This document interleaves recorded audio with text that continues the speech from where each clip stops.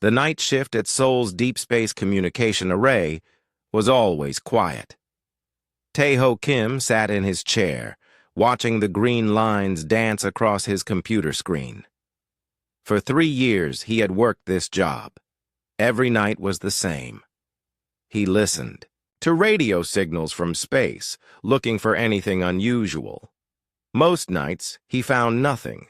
Tonight felt different. At 2:47 a.m., his equipment started making strange sounds. The computer screen filled with red warnings.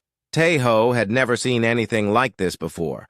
The signal was strong and clear, but it was not coming from Earth. It was not coming from any human satellite or space station. "What is this?" Tae-ho said to himself. He adjusted his headphones and listened carefully. The sound was strange. It had patterns, like a language, but not any language he knew. His hands moved quickly over the keyboard, recording everything. The signal lasted for 10 minutes. When it stopped, Tae-ho sat in silence. His heart was beating fast. He knew this was important, very important. Tae-ho picked up his phone and called Do-hyun Park. Do-hyun was the best language expert in South Korea. He could understand any human language and had studied alien communication theory for years. "Do-hyun, you need to come here right now," Tae-ho said. "It's 3 in the morning," Do-hyun replied, his voice tired. "I recorded something from space. It's not human." Do-hyun was quiet for a moment. Then he said, "I'll be there in 20 minutes. Do-hyun arrived with coffee and his laptop computer. His hair was messy and he looked tired, but his eyes were bright with interest.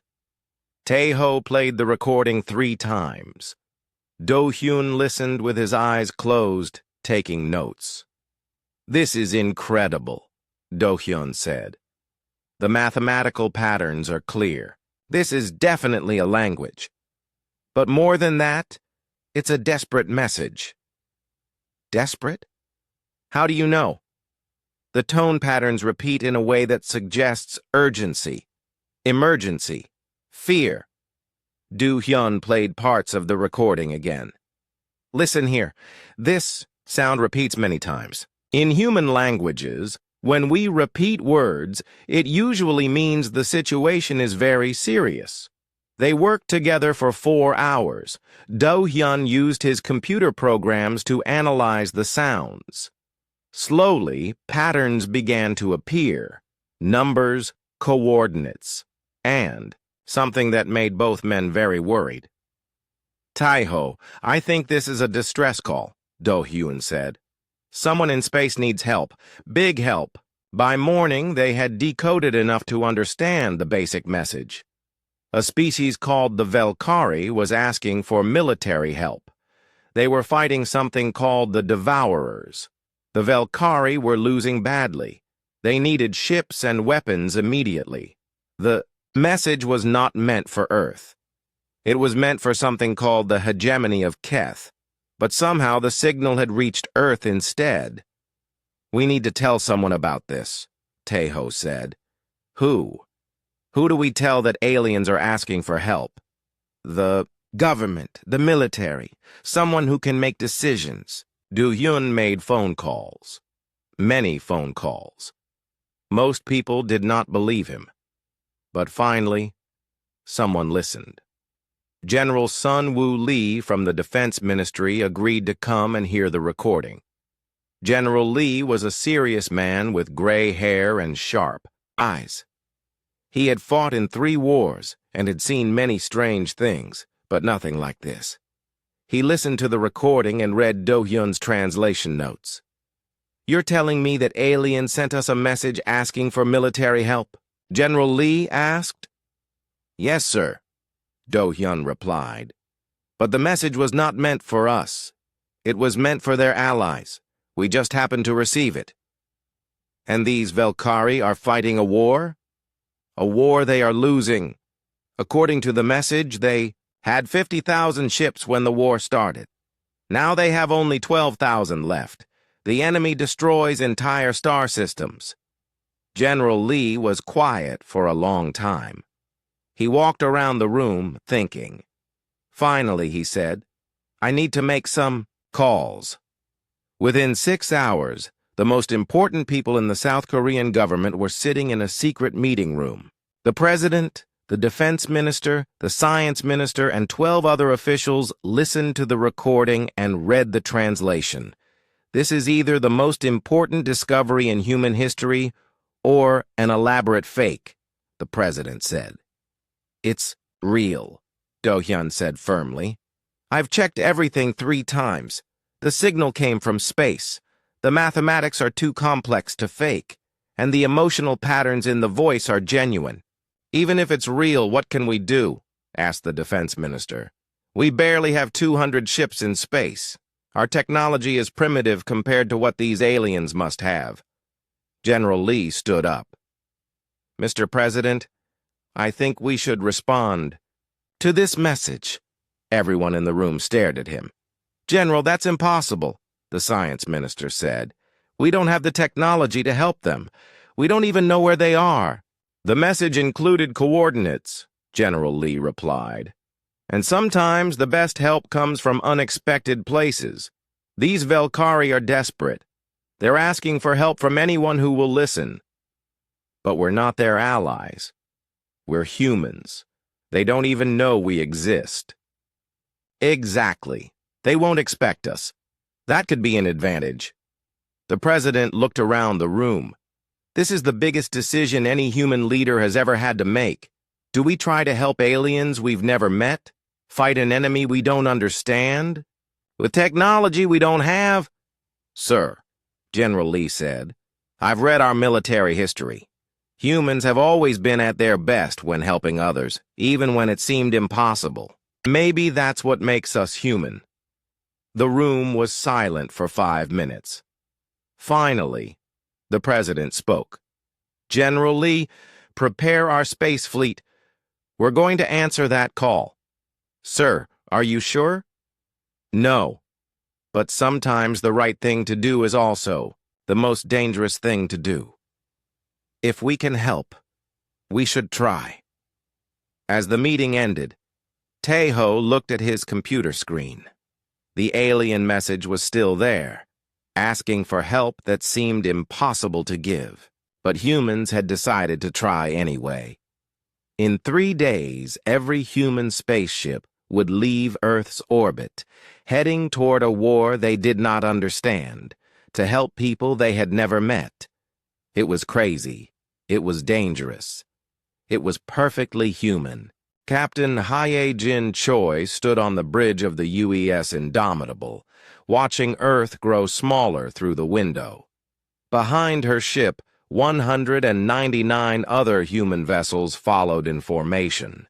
It was every spaceship humanity had ever built. Captain, we're receiving messages from the other ships, said Communications Officer Jae-hyun Cho. The crews are asking if we really know what we're doing. Hye-jin smiled, but it was not a happy smile. Tell them that nobody knows what they're doing the first time they try to save the galaxy. 3 weeks earlier, Admiral Kyung-soo Nam had called Hye-jin to his office. He was Earth's best military planner, a man who could see victory where others saw only defeat. Captain, I have a job for you, Admiral Nam had said. It's the most important mission in human history. It's also probably impossible. What's the mission, sir?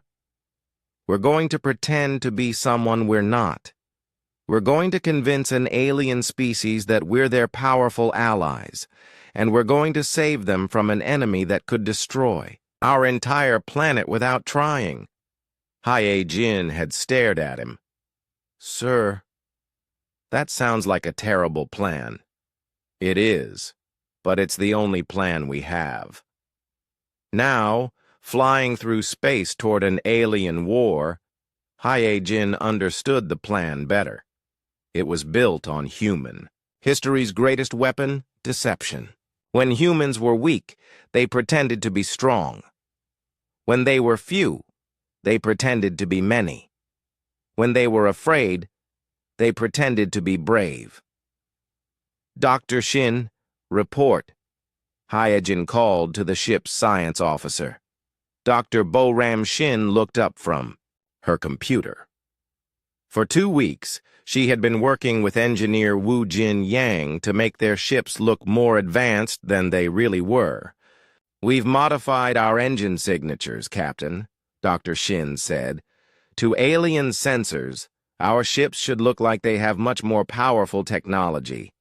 We've also created false energy readings that suggest we have weapons we don't actually have. How long will the deception work? If they scan us from far away, maybe a few hours. If they get close and examine us carefully, maybe a few minutes. Then we better make those few minutes count."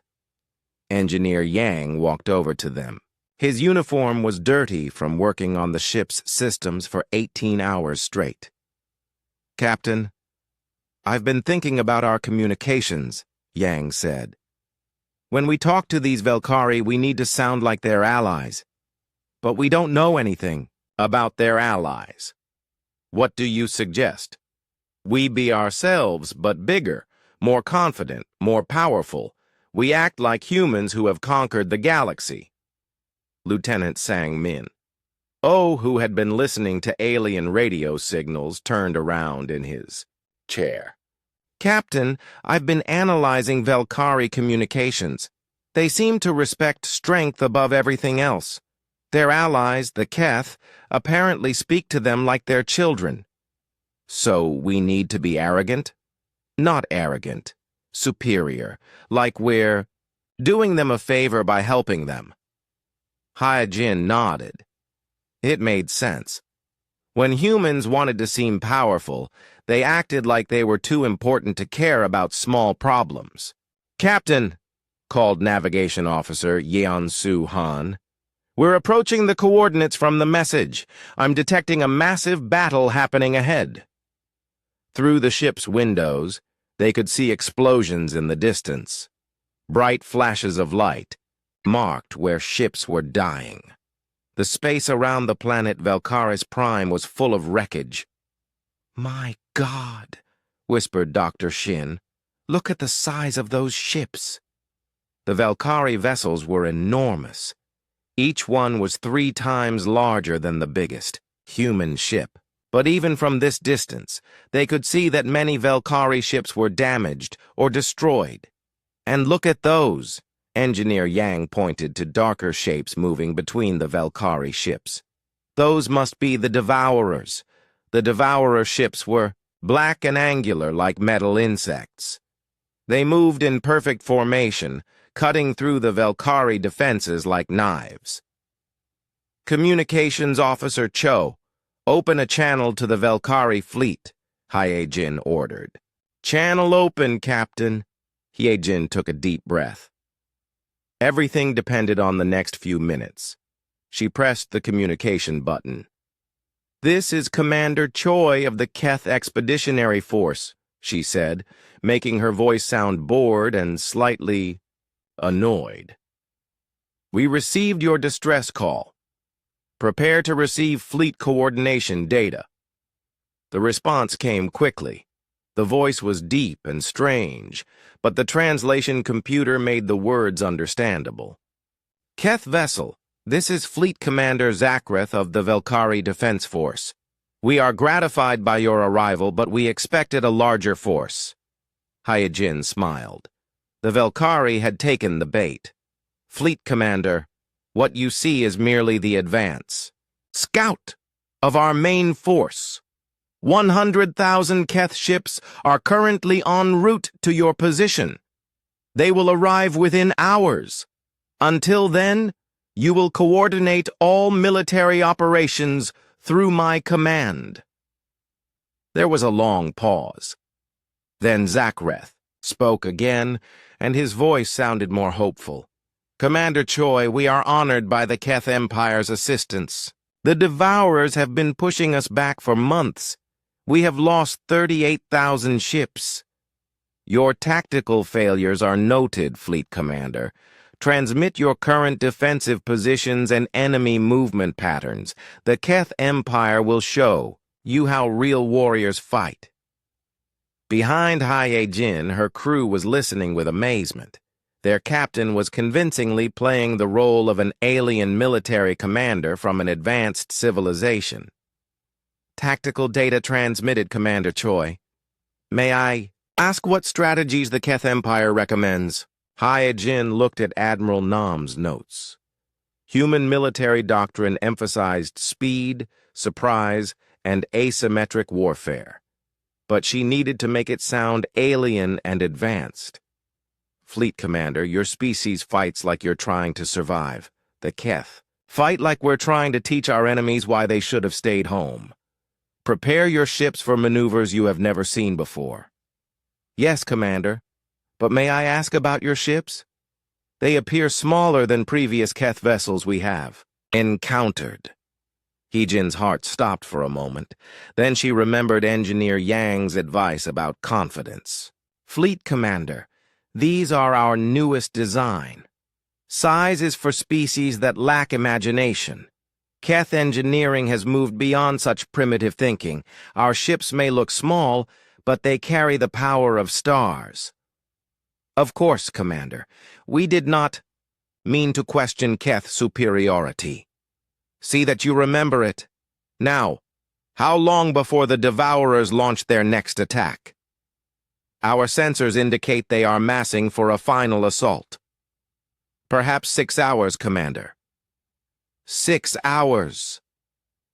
Jin looked around. Her bridge. In 6 hours, the Devourers would discover that the Keth Expeditionary Force was actually 200 human ships with weapons that probably couldn't damage their armor. "Fleet Commander Zachreth, the Keth Empire has decided to end this war. Today. Prepare your ships for the most glorious battle they will ever see." "Yes, Commander. The Velkari fleet awaits your orders." Jin closed the communication channel and sat down in her captain's chair. Her hands were shaking, but her voice was steady. "Communications Officer Cho, send a message to all human ships. Tell them we have 6 hours to figure out how to fight an impossible war.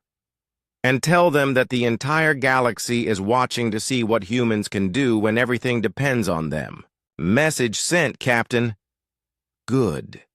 Now let's show these aliens why humans don't know how to give up." Outside the ship's windows, 3,000 Devourer vessels began moving into attack formation. Each one was the size of a city. Each one had weapons that could destroy planets. But for the first time in months, the Velkari had hope. Someone had answered their call for help. Someone powerful was going to fight beside them. They didn't know that their saviors were a species that had never won a war in space, flying ships held together with determination and desperation. All they knew was that the Keth had arrived, and the Keth never lost. Chief Engineer Mi-Young Kang stared at the tactical display showing 3,000 Devourer ships moving toward their position.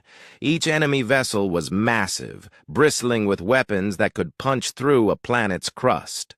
The human fleet looked like insects next to them. "Captain," Mi-Young said to Hyejin Choi, "I've run the numbers 12 different ways. In a direct fight, we'll last about 4 minutes. "Then we don't fight directly," Hyejin replied. "What do humans do when the enemy is bigger and stronger?" "We cheat." "Exactly. What's your plan?" Mi-Young pulled up a holographic display of the battlefield. "We use asymmetric warfare. Hit them where they don't expect it, how they don't expect it. Make them fight our kind of war, not theirs." She pointed to the Devourer formation. "Look at how they move. Perfect coordination, mathematical precision. They're machines, Captain. They think like machines." "And machines have patterns," Hyejin said, understanding. "Right. Patterns can be broken, but we need to make them angry first. Angry enough to make mistakes." pilot Dong-wook John floated over in his spacesuit. He had volunteered to lead the first attack wave, even though everyone knew it was probably a suicide mission. "Captain, my fighters are ready," Dong-wook said. "We've stripped out everything except engines and targeting systems. We're fast, but we can only take one hit." "What's your target?" "They're communication arrays.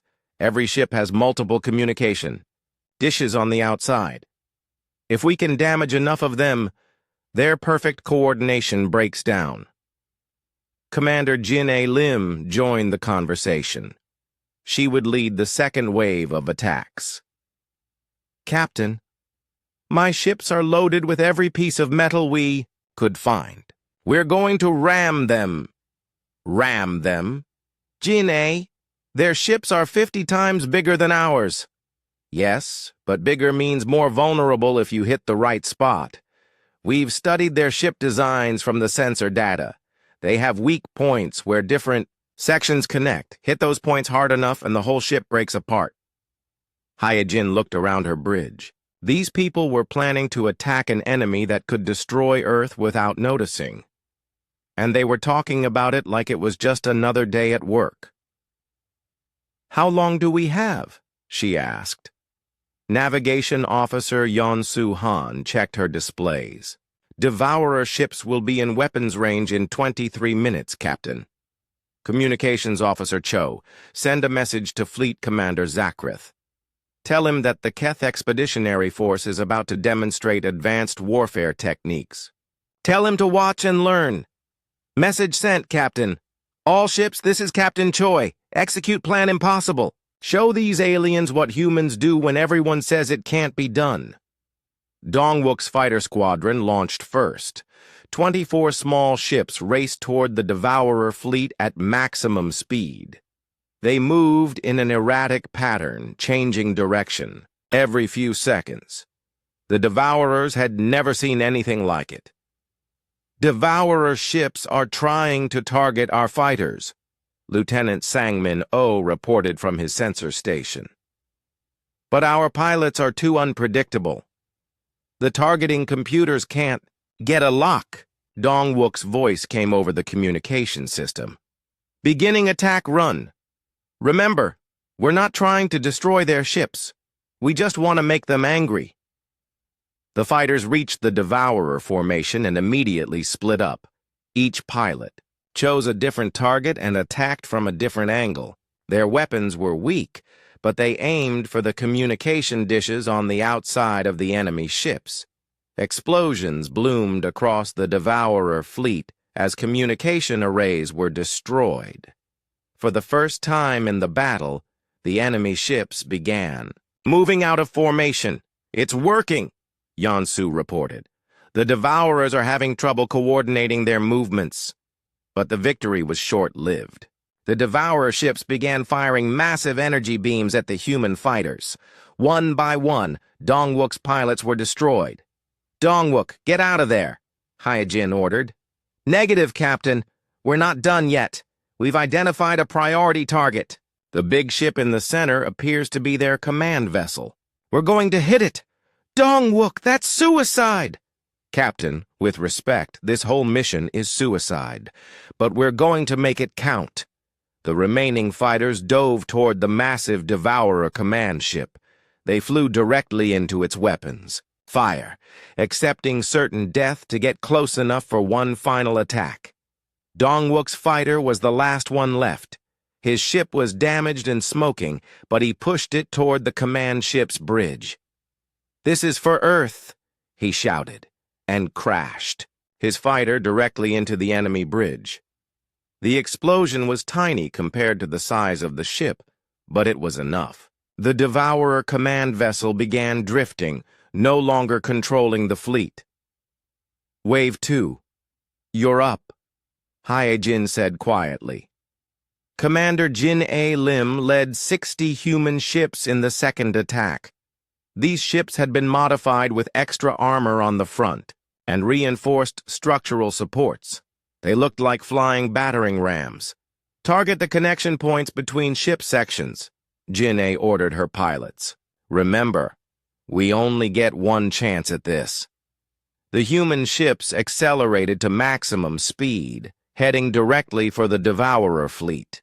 The aliens, expecting another harassing attack, were unprepared for ships that wanted to collide with them. "Jin-A, you've got multiple Devourer ships targeting you," Sang-Min warned. "I see them. All ships. Evasive maneuvers. Make them think we're trying to avoid them." The human ships jinked and weaved, pretending to be afraid. The Devourers concentrated their fire, trying to destroy the attacking vessels. At the last second, Jin-A's ships stopped evading and flew straight at their targets. The first collision was spectacular. Commander Jin-A's ship struck a Devourer vessel exactly where two hull sections joined. The alien ship, designed for space combat, had never been built to withstand a direct impact. The connection point shattered, and the entire ship broke in half.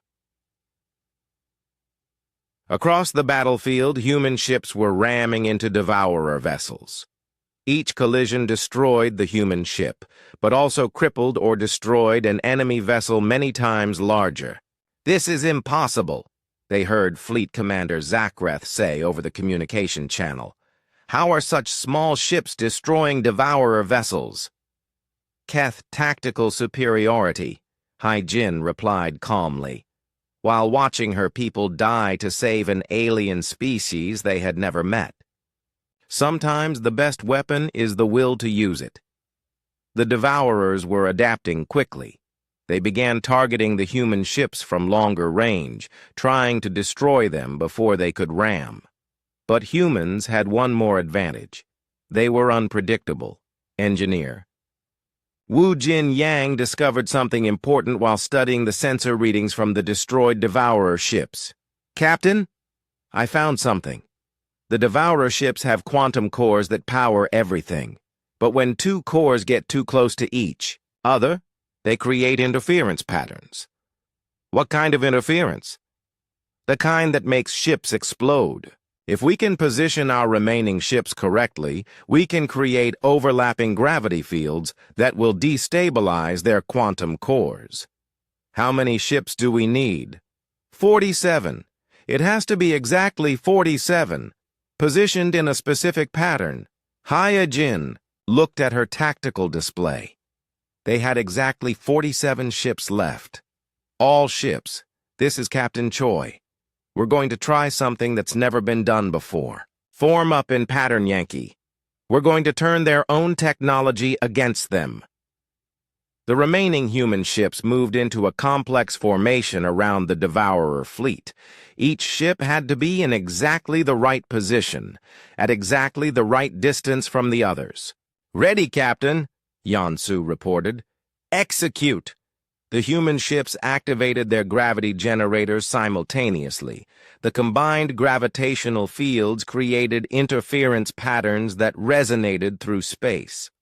The Devourer quantum cores, designed to be perfectly stable, began to destabilize. One by one, Devourer ships began exploding from the inside out. Their own power sources turned against them, creating chain reactions that destroyed dozens of vessels in seconds. "It's working!" Sang-Min shouted. "The Devourer fleet is breaking apart." But the victory came at a cost. The gravitational interference was damaging the human ships, too. Systems failed, engines overloaded, and hull breaches opened across the fleet. "Captain," Mi Young reported, "we can't maintain this much longer. Our ships are falling apart." "How much longer do we need?" "Another 2 minutes should finish off the remaining Devourer ships. Then we give it 2 more minutes." The human fleet held formation as their ships disintegrated around them. They watched friends die, watched their vessels break apart, but they did not break formation. When it was over, the Devourer fleet was destroyed. 3,000 enemy ships had been reduced to floating wreckage, but only 12 human ships remained intact. "Fleet Commander Zakreth, this is Commander Choi," Hai-Jin said. "The Devourer threat to your system has been eliminated. The Keth, Empire expects no thanks for this minor assistance. There was a long silence. Then Zakreth spoke, and his voice was full of awe. Commander Choi, in all our history, no one has ever defeated the Devourers in direct combat. How did you accomplish this? Hee-Jin looked around her damaged bridge, at her exhausted crew, at the few remaining ships of humanity's fleet. Fleet Commander, when you fight for something bigger than yourself, impossible things become possible. The Keth Empire learned this long ago. It was not entirely a lie.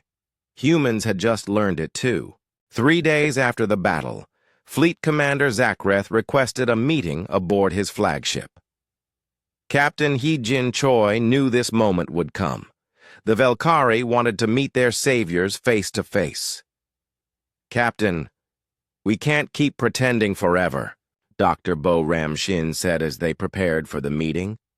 They're going to want cultural exchange protocols, military coordination, direct communication with the Keth Empire.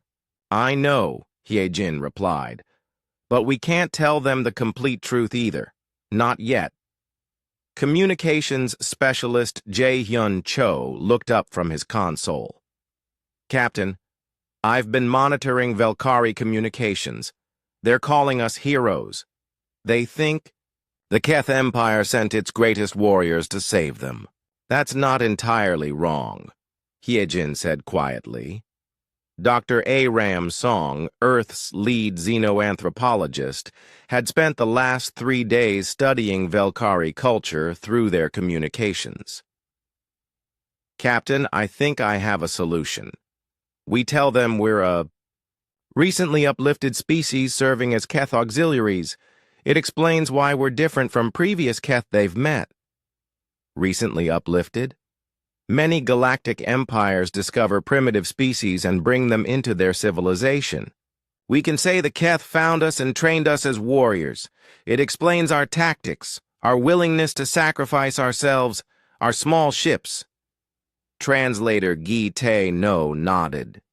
It would also explain why we don't know standard galactic protocols. We're new to interstellar civilization. All right, Hee-Jin decided.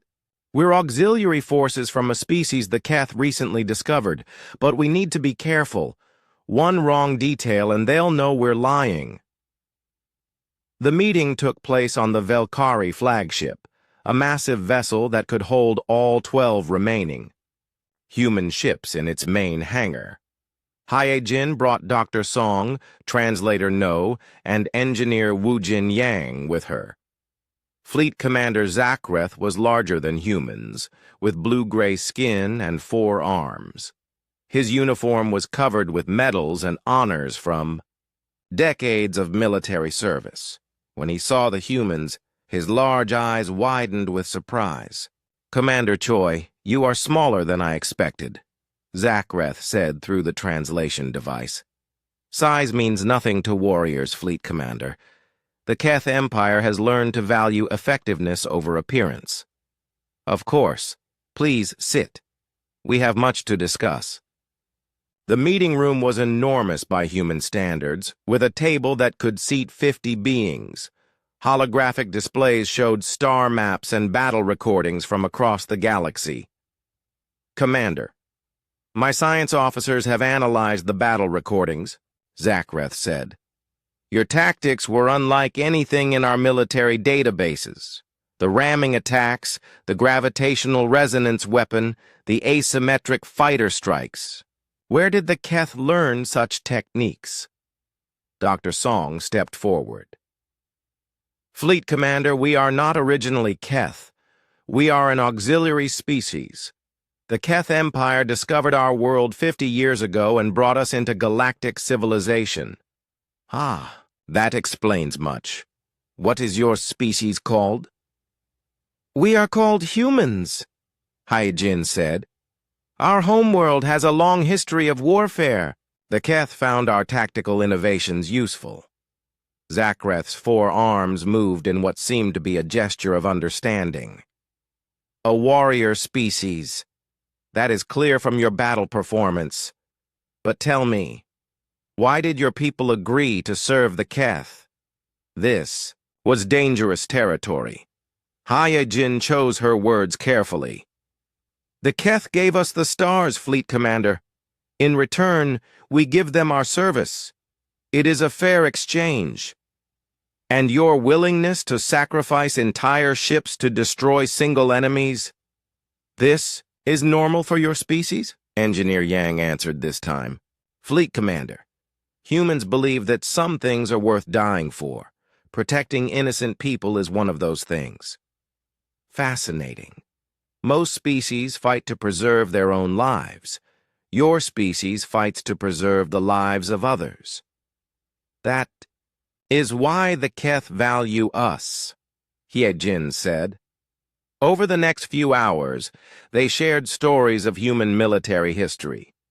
Dr. Song told carefully edited versions of Earth's wars, making them sound like conflicts on a primitive world discovered by the Keth. Empire. The Velkari listened with growing fascination.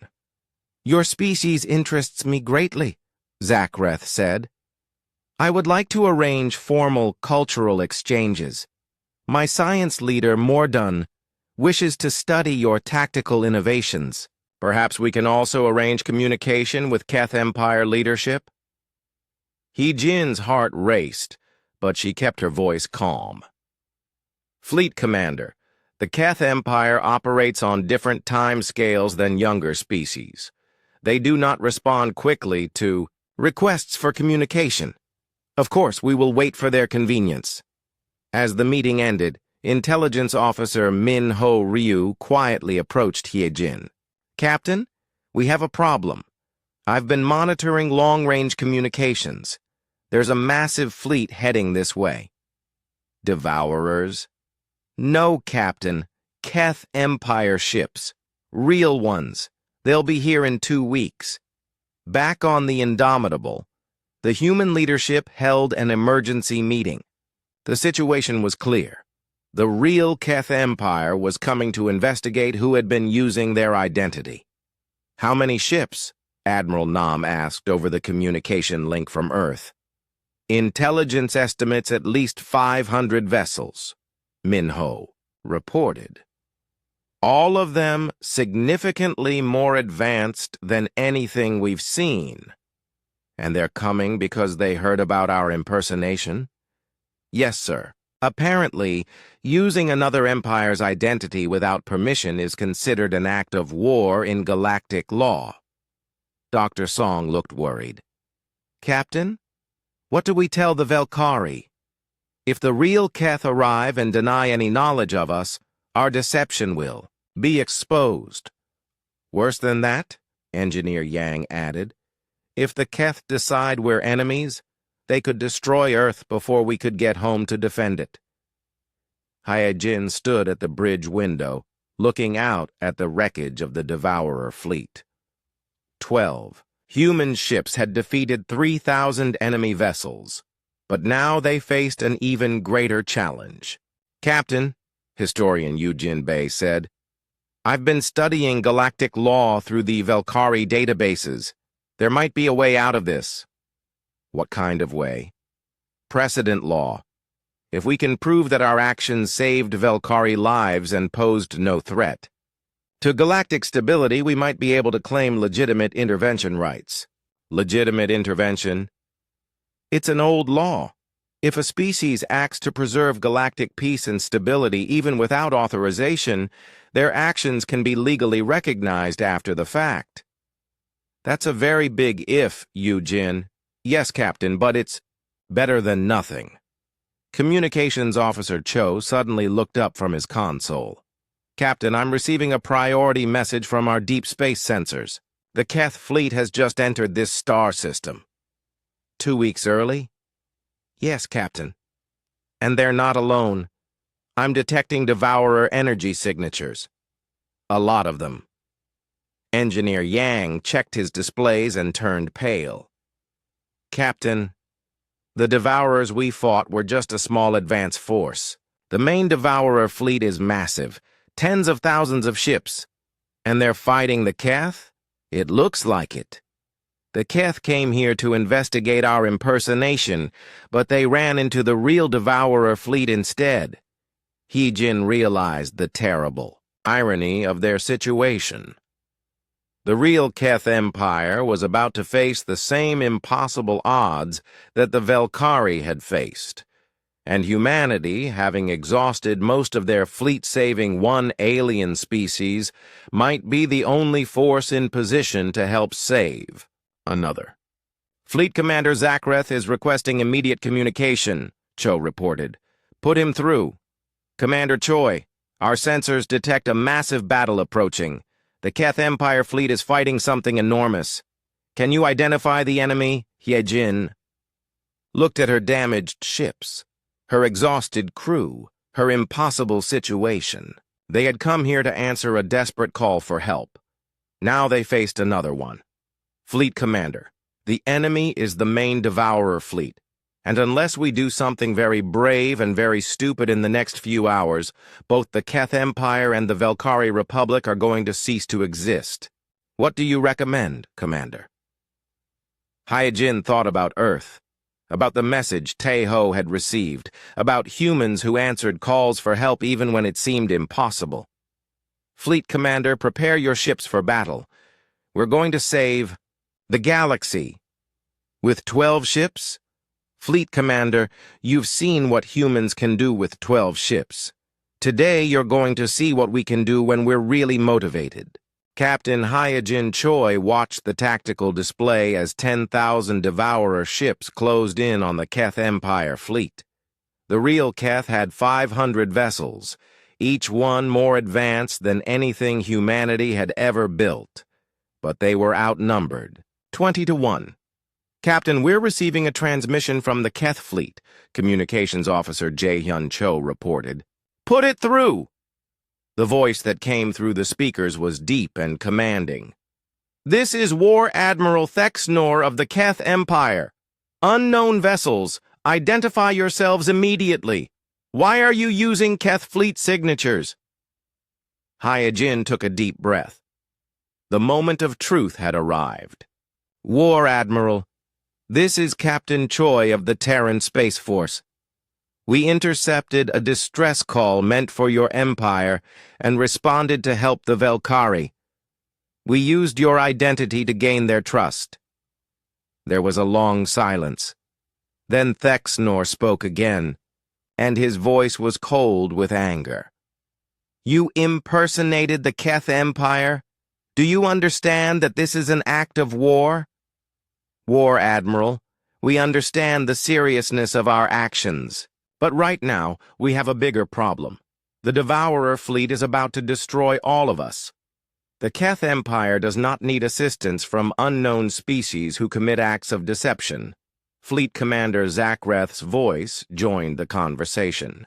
War Admiral Thexnor, these humans saved my people from certain destruction. They fought 3,000 Devourer ships with only 200 vessels. I have never seen such courage. Impossible. No species could defeat Devourer forces with such odds. I witnessed it personally, War Admiral. These humans have tactical abilities unlike anything in our databases. Dr. Boram Shin looked at the sensor readings and turned to He-Jin. Captain, the Devourer main fleet is beginning their attack run. The Keth have maybe 20 minutes before they're overwhelmed. He-Jin made a decision that would change galactic history. War Admiral Thexnor, I'm transmitting our tactical analysis of Devourer weaknesses. We found ways to defeat them, but we need to work together or we're all going to die today. You claim to have defeated Devourer forces? We didn't just defeat them, War Admiral. We destroyed them completely, and we can show you how. Engineer Wu Jin Yang had been working frantically to analyze the incoming Devourer fleet. Captain, this fleet is different from the one we fought. Bigger ships, better coordination, more advanced weapons. Our gravity resonance trick won't work on ships this large. Then what will? Planet-scale gravity weapons. If we can use the planet's gravity field as an amplifier, we might be able to destabilize their entire fleet at once. Dr. Hei-Wan Zhang, Earth's leading physicist, had been working with Velkari scientists for 3 days. Captain, I think we can do it. But we need the Keth Empire's technology to make it work. What kind of technology? Gravity manipulation systems. The Keth ships have them, but they use them for faster-than-light travel. We need to use them as weapons. Hyojin opened a communication channel to both fleets. War Admiral Thexnor, Fleet Commander. Zakreth, I'm going to propose something that sounds impossible. But humans specialize in impossible things. Speak, Thexnor said. We're going to turn the planet itself into a weapon. Use its gravity field to destroy the entire Devourer fleet at once, but it requires cooperation between all 3 of our species. Explain. Tactical Coordinator Yoon-Ji Lee stepped forward. For the past hour, she had been developing a battle plan that combined human creativity, Velkari firepower, and Keth technology. War Admiral, Captain, we position our fleets in a specific formation around the planet. The Keth ships use their gravity manipulators to amplify the planet's gravitational field. The Velkari ships provide targeting data and defensive cover. The human ships coordinate the entire operation. And this will destroy 10,000 Devourer ships? If we do it right, it will destroy them all at once. But the timing has to be perfect. One mistake, and the gravitational pulse will destroy. Our own fleets, too. War Admiral Thexnor was quiet for a long moment. Human Captain, you are asking me to trust a species that has committed deception against my empire. War Admiral, I'm asking you to trust a species that traveled across the galaxy to help strangers. We didn't have to come here. We could have ignored the distress call. But we came anyway, because it was the right thing to do. Ambassador Chang Min, who had been listening to the conversation, added, War Admiral, humans have a saying, actions speak louder than words. Judge us by what we did, not by how we did it. The Devourer fleet is 5 minutes from weapons range, Lieutenant Sang Min, reported. War Admiral, we need a decision now, Hyojin said. Very well, human captain. The Keth Empire will work with you. But after this battle, we will discuss the consequences of your deception. Understood, War Admiral. The 3 fleets moved into formation around Velkari's prime. Keth ships positioned themselves at strategic points around the planet, their gravity manipulators ready to amplify the planetary field. Velkari vessels formed a defensive screen, their weapons targeting the incoming Devourer fleet. The 12 remaining human ships took position at the center of the formation, coordinating the entire operation. All ships, this is Captain Choi, Hyojin announced. Today we fight not as separate species, but as one force. We fight for the right of peaceful civilizations to exist. We fight so that species can call for help and know that someone will answer. The Devourer fleet entered weapons range and immediately began firing. Their energy beams were more powerful than anything the previous fleet had used. Several Velkari ships were destroyed in the first volley. Keth ships, begin gravity field amplification, Hyojin ordered. Amplification beginning, War Admiral Thexnor replied. Around the planet, space itself began to bend and twist as the Keth gravity manipulators increased the planetary field. The effect was invisible but immense, creating gravitational currents that reached across the star system. Velkari ships, target the Devourer formation leaders, Hyojin continued. Targeting confirmed, Fleet Commander Zakreth responded. The Velkari opened fire, their weapons now enhanced by the gravitational distortions. Their energy beams curved and twisted through space, striking devourer ships from unexpected angles. Human ships. Begin resonance cascade, Hyojin ordered. The 12 human vessels moved in perfect synchronization, their gravity generators creating harmonic frequencies that resonated with the planetary field. The effect built slowly, then exploded outward in a wave of gravitational energy. The wave struck the devourer fleet like an invisible tsunami. Ships that had survived for millions of years began tearing themselves apart as gravitational forces ripped through their hulls. Quantum cores destabilized, weapons overloaded, and entire sections of the fleet simply ceased to exist. "It's working!" Engineer Yang shouted. "The devourer fleet is collapsing!" But the victory came at a cost. The gravitational pulse was so powerful that it began affecting the Allied fleets as well. Several human ships lost structural integrity, and 2 Keth vessels were badly damaged. "All ships, emergency shutdown of gravity systems," Hyojin ordered. The gravitational wave collapsed, leaving empty space where the devourer fleet had been. 10,000 enemy ships had been reduced to scattered atoms. Sensors confirm complete destruction of devourer forces, Sang-Min reported. War Admiral Thexnor's voice came over the communication system, and for the first time it sounded impressed. "Human Captain, I have never seen such a battle strategy. Where did your species learn to fight like this?"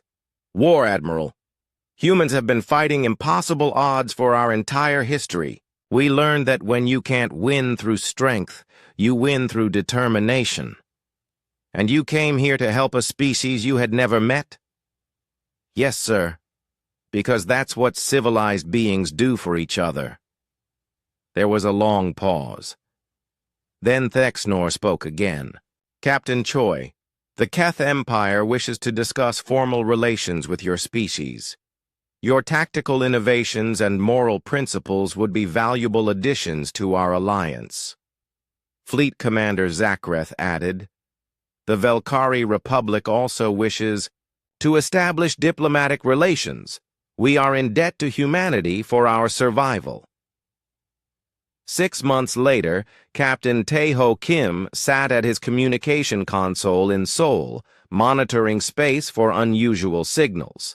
His discovery had led to humanity's first contact with galactic civilization, and now he wore the uniform of the newly formed Terran Space Force. His equipment detected an incoming signal. This one was different from the Velkari distress call. It was clear, direct, and specifically addressed to Earth. "This is Captain Veltar of the Andromedian Republic," the translation computer announced. "We are under attack by hostile forces and request immediate assistance from the human expeditionary fleet. Please respond." Tae-ho smiled and opened a communication channel. "Captain Veltar, this is Earth Control. Your message has been received and understood. The Terran Space Force is mobilizing to assist you. Help is on the way." He closed the channel and called Admiral Hyojin Choi, now commander of Earth's expanded fleet. "Admiral, we just received another distress call. This time, it was sent to us deliberately." "Understood, Captain Kim. Prepare the fleet for immediate departure." "Yes, ma'am. Admiral, they specifically asked for the human expeditionary fleet by name." Hyojin paused. "By name?" "Yes, ma'am. Apparently, word has spread across the galaxy. When someone needs help with impossible odds they call humanity, then we better not disappoint them."